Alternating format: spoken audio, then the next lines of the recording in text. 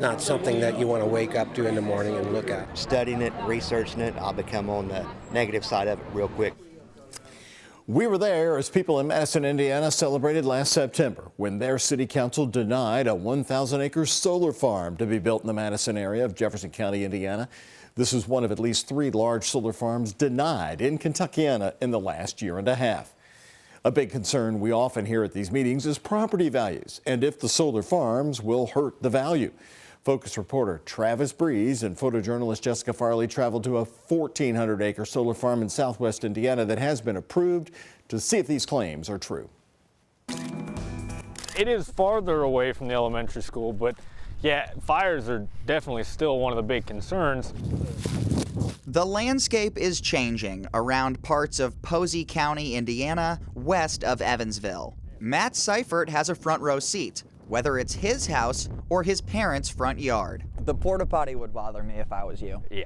What he's looking at is the Posey Solar Project, taking 1,400 acres of farmland and building panels to harness the sun. It'll power 25,000 homes. The company, Aravon, offered to lease Seifert's parents' land, but they said no. What is so tough for you about looking at this?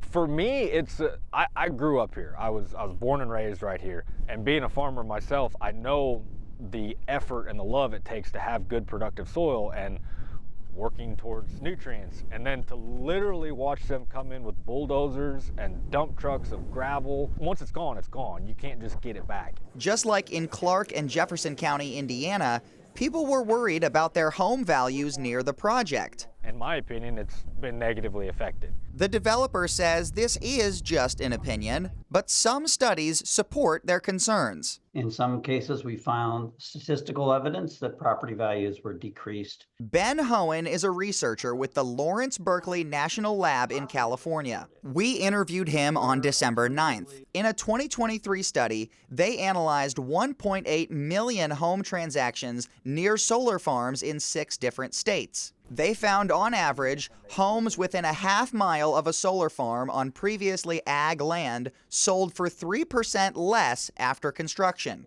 The view from the porch was the driving factor. A visual disamenity. Maybe it's a nice view of a beautiful field. That changed, and that seems to be what we're measuring. But Hohen says it's not a hard and fast rule that solar farms will always decrease home values. They found no noticeable effects more than a mile away from a solar farm and no solid trends in 3 of the 6 states they studied. You could find a solar project where the homes don't change. That could easily happen.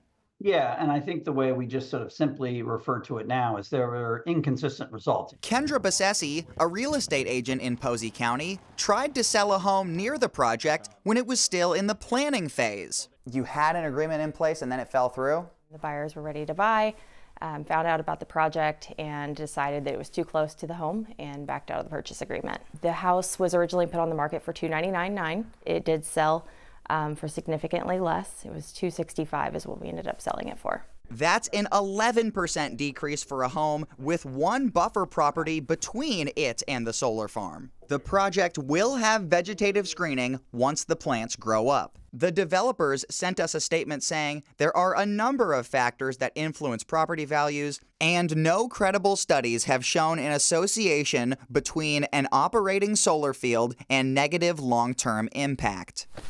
The farmland that surrounds these homes will likely increase in value because of the potential for the solar farm to expand. Seifert says while his land has gone up and the land around him, he's not celebrating. So it makes it harder for a young farmer like me to ever consider expanding or gaining more acreage. The developers say their project affects 1% of farmland in Posey County. While property values are one thing upset farmers can point to, it runs a lot deeper. You're not producing enough for the cost of the land that you're taking away. Zoning boards and farmers will have to decide the most important use of their land and the right balance between traditional farming and solar farming.